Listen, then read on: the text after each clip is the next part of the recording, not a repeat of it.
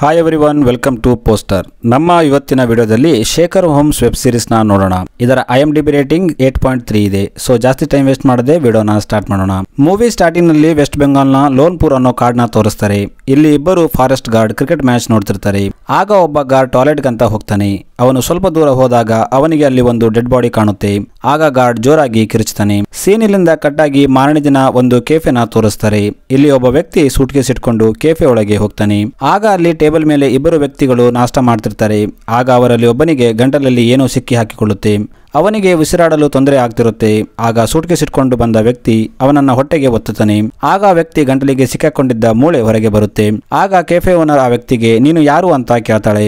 ಆಗ ವ್ಯಕ್ತಿ ನನ್ನ ಹೆಸರು ಡಾಕ್ಟರ್ ಸೇನಿ, ನಾನು ಇಲ್ಲಿ ಪೇನ್ ಗೆಸ್ಟ್ ಆಗಿ ಬಂದಿದ್ದೀನಿ, ಜೊತೆಗೆ ಯೋಗ ಸೆಷನ್ ಕೂಡ ತಗೋತೀನಿ ಅಂತ ಹೇಳ್ತಾನೆ. ಆಗ ಕೆಫೆ ಓನರ್ ಜೆಸ್ ತನ್ನ ಕೆಫೆಯಲ್ಲಿ ಕೆಲಸ ಮಾಡುತ್ತಿರುವ ಹುಡುಗ ಇಂದುಗೆ ಸೇನಿ ಅವರಿಗೆ ರೂಮ್ ತೋರಿಸುವಂತೆ ಹೇಳ್ತಾಳೆ. ಆಗ ಇಂದು ರೂಮ್ ಬೀಗ ಶೇಖರ್ ದಾದಾ ಹತ್ರ ಇದೆ, ಅವರು ಎಲ್ಲಿದ್ದಾರೋ ಗೊತ್ತಿಲ್ಲ ಅಂತ ಹೇಳ್ತಾನೆ. ಆಗ ಜೆಸ್ ಅವನು ಎಲ್ಲಿದ್ದಾನೆ ಅಂತ ಹುಡುಕಿ ರೂಮ್ ಬೀಗ ತಗೊಂಡು ಬಾ, ರೆಂಟ್ ಸರಿಯಾಗಿ ಕೊಡೋದಿಲ್ಲ, ಈಗ ನೋಡಿದ್ರೆ ರೂಮ್ ಬೀಗ ಹಿಡ್ಕೊಂಡು ತಿರುಗ್ತಿದ್ದಾನೆ ಅಂತ ಹೇಳ್ತಾಳೆ. ಆಗ ಡಾಕ್ಟರ್ ಸೇನಿ ನಾನು ಇಂದು ಜೊತೆ ಹೋಗ್ತೀನಿ, ಊರ್ ನೋಡಿದ ಹಾಗೆ ಆಗುತ್ತೆ ಅಂತ ಹೇಳ್ತಾನೆ. ಆಗ ಜೆಸ್ ಸರಿ ಹೋಗಿ ಅಂತ ಹೇಳ್ತಾಳೆ. ಡಾಕ್ಟರ್ ಸೇನಿ ಮತ್ತು ಇಂದು ಶೇಖರ್ನ ಹುಡುಕೋಕೆ ಹೋಗ್ತಾರೆ. ಆಗ ಇಂದು ನಾವು ಒಂದು ರಿಕ್ಷಾ ತಗೊಳ್ಳೋಣ, ಮೊದಲು ಮಾರ್ಕೆಟ್ ನಲ್ಲಿ ನೋಡೋಣ ಅಂತ ಹೇಳ್ತಾನೆ. ಆಗ ಅವರು ಒಂದು ರಿಕ್ಷಾ ಮಾಡ್ತಾರೆ. ಅವರು ಹೋಗ್ತಿರುವಾಗ ಡಾಕ್ಟರ್ ಶನಿ ಶೇಖರ್ ಅಂದ್ರೆ ಯಾರು, ಅವರು ಏನು ಕೆಲಸ ಮಾಡ್ತಾರೆ ಅಂತ ಕೇಳ್ತಾನೆ. ಆಗ ಇಂದು ಶೇಖರ್ ದಾದಾ ತುಂಬಾ ಬುದ್ಧಿವಂತ ವ್ಯಕ್ತಿ, ಅವರು ತುಂಬಾ ಓದ್ಕೊಂಡಿದ್ದಾರೆ, ಅವರು ಮಕ್ಕಳಿಗೆ ಟ್ಯೂಷನ್ ಹೇಳ್ತಾರೆ, ಅವರಿಗೆ ಬ್ಲಾಕ್ ಮ್ಯಾಜಿಕ್ ನು ಗೊತ್ತು, ಅವರಿಗೆ ಗೊತ್ತಿರದ ಯಾವುದೇ ವಿಷಯ ಇಲ್ಲ ಅಂತ ಹೇಳ್ತಾನೆ. ಈ ಕಡೆ ರಿಕ್ಷಾ ಡ್ರೈವರ್ ಪದೇ ಪದೇ ಬೆಲ್ ಹೊಡಿತಿರ್ತಾನೆ. ಅವರು ಮಾರ್ಕೆಟ್ ನಲ್ಲಿ ಹೋಗ್ತಿರುವಾಗ ರಿಕ್ಷಾ ಡ್ರೈವರ್ ಸಡನ್ ಆಗಿ ರಿಕ್ಷಾ ನಿಲ್ಲಿಸಿ ಕುರಿ ಮಾರುತ್ತಿದ್ದ ಒಬ್ಬ ವ್ಯಕ್ತಿ ಹತ್ರ ಹೋಗಿ ನೀನು ಈ ಕುರಿನ ಬೆಳಗ್ಗೆ ವಿನೋದ್ ನಿಂದ ಕದ್ದಿದ್ದೀಯಾ ಅಂತ ಹೇಳ್ತಾನೆ. ಆಗ ಆ ವ್ಯಕ್ತಿ ಅಲ್ಲಿಂದ ಓಡೋಗ್ತಾನೆ. ಈಗ ಶೇಖರ್ನ ತೋರಿಸ್ತಾರೆ. ಶೇಖರ್ ವಿನೋದ್ನ ಕಳ್ಳತನವಾದ ಕುರಿಯನ್ನ ಹುಡುಕ್ತಿರ್ತಾನೆ. ಅದಕ್ಕೆ ಅವನು ರಿಕ್ಷಾ ಡ್ರೈವರ್ ವೇಷದಲ್ಲಿ ಮಾರ್ಕೆಟ್ ನಲ್ಲಿ ತಿರುಗಾಡ್ತಿರ್ತಾನೆ. ಏಕೆಂದರೆ ವಿನೋದ್ ಕುರಿ ರಿಕ್ಷಾ ಬೆಲ್ ಕೇಳ್ತಿದ್ದಂತೆ ತಿರುಗಿ ನೋಡ್ತಿರುತ್ತೆ. ಅದಕ್ಕೆ ಶೇಖರ್ ಪದೇ ಪದೇ ಬೆಲ್ ಹೊಡಿತಿರ್ತಾನೆ. ಆಗ ಇಂದು ಡಾಕ್ಟರ್ ಸೇನಿಗೆ ಇವರೇ ನಮ್ಮ ಶೇಖರ್ ದಾದಾ ಅಂತ ಪರಿಚಯ ಮಾಡ್ತಾನೆ.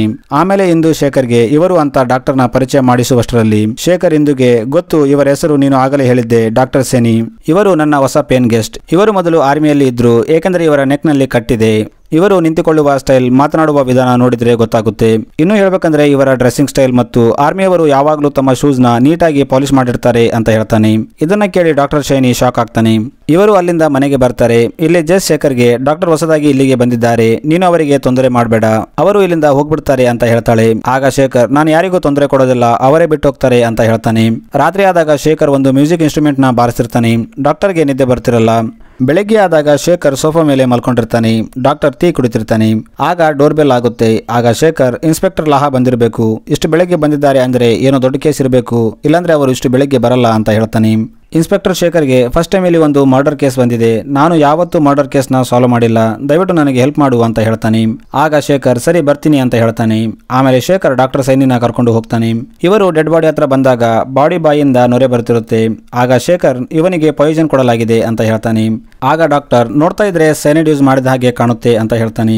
ಆಗ ಶೇಖರ್ ಇವನು ಬ್ಯಾಂಕಲ್ಲಿ ಕೆಲಸ ಮಾಡ್ತಿರ್ಬೋದು, ಇವನ ಬೆರಳ ಮೇಲೆ ಸ್ಟ್ಯಾಂಪ್ ಮಾರ್ಕ್ ಇದೆ ಅಂತ ಹೇಳ್ತಾನೆ ಮತ್ತು ಬಾಡಿ ಕೈ ಮೇಲೆ ಯು ಆಕಾರದ ಗುರುತಿರುತ್ತೆ.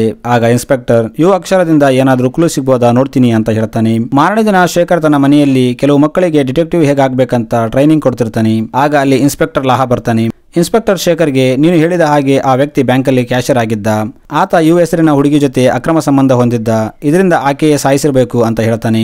ಆಗ ಶೇಖರ್ ಇಲ್ಲ, ಕೊಲೆಯಾದ ವಿಧಾನ ನೋಡಿದ್ರೆ ಯಾವುದೋ ಸೀರಿಯಲ್ ಕಿಲ್ಲರ್ ಈ ಕೊಲೆಗಳನ್ನ ಮಾಡಿರ್ಬೋದು ಅಂತ ಹೇಳ್ತಾನೆ. ರಾತ್ರಿ ಆದಾಗ ಶೇಖರ್ ತನ್ನ ರೂಮಲ್ಲಿ ಮ್ಯೂಸಿಕ್ ಬಾರಿಸ್ತಾ ಕೂತಿರ್ತಾನೆ. ಮಾರನೇ ದಿನ ಆದಾಗ ಇನ್ಸ್ಪೆಕ್ಟರ್ ಮತ್ತೆ ಶೇಖರ್ ಹತ್ರ ಬರ್ತಾನೆ. ಇನ್ಸ್ಪೆಕ್ಟರ್ ಶೇಖರ್ಗೆ ಇನ್ನೊಂದು ಮರ್ಡರ್ ಆಗಿದೆ ಅಂತ ಹೇಳ್ತಾನೆ. ಇವರು ಅಲ್ಲಿಗೆ ಹೋಗ್ತಾರೆ. ಈ ಮರ್ಡರ್ ಕೂಡ ಸೇಮ್ ಪ್ಯಾಟರ್ನ್ ಇಂದ ಆಗಿರುತ್ತೆ. ಈ ಸಲ ಹುಡುಗಿ ಡೆಡ್ ಬಾಡಿ ಇರುತ್ತೆ, ಆಕೆಯ ಕೈ ಮೇಲೂ ಯು ಆಕಾರದ ಗುರುತಿರುತ್ತೆ. ಆಗ ಇನ್ಸ್ಪೆಕ್ಟರ್ ಕಲ್ಕತ್ತಾ ಫಾರೆನ್ಸಿಕ್ ಲ್ಯಾಬ್ ನವರು ಪಾಯ್ಸನ್ ಯಾವುದು ಅಂತ ಕಂಡಿಡಿದಿದ್ದಾರೆ, ಅದು ಕುಲ್ಕುಷನ್ ಅಂತ ಹೇಳ್ತಾನೆ. ಆಗ ಡಾಕ್ಟರ್ ಆ ಪಾಯ್ಸನ್ ತುಂಬಾ ಡೇಂಜರಸ್, ಅದನ್ನ ತಗೊಂಡ ವ್ಯಕ್ತಿ ಕೆಲವೇ ನಿಮಿಷಗಳಲ್ಲಿ ಸತ್ತು ಹೋಗ್ತಾನೆ ಅಂತ ಹೇಳ್ತಾನೆ. ಅಲ್ಲಿ ಶೇಖರ್ ಕೆಲವು ಟೈರ್ ಮಾರ್ಕ್ಸ್ ಕೂಡ ನೋಟಿಸ್ ಮಾಡ್ತಾನೆ.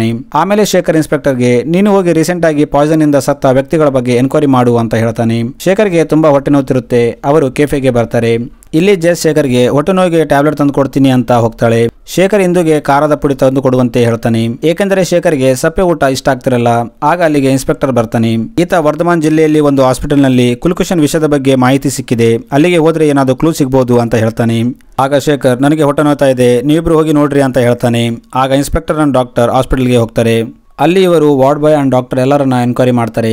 ಆಗ ಒಬ್ಬ ವಾರ್ಡ್ ಬಾಯ್ ದೂರದಿಂದ ಇವರನ್ನ ನೋಡ್ತಿರ್ತಾನೆ. ಇವನನ್ನ ಗಮನಿಸಿದ ಡಾಕ್ಟರ್ ಅವನನ್ನ ಹಿಡ್ಕೋತಾನೆ. ಈ ಕಡೆ ಶೇಖರ್ ಮನೆಗೆ ಹೋಗ್ಬೇಕಂತ ತನ್ನ ಮನೆ ಕಡೆ ಹೋಗ್ತಿರುವಾಗ ಅವನ ಹೊಟ್ಟೆ ನೋವು ಜಾಸ್ತಿಯಾಗಿ ಒಂದು ಟೀ ಸ್ಟಾಲ್ ಮುಂದೆ ಬಂದು ಬಿದ್ದುಬಿಡ್ತಾನೆ.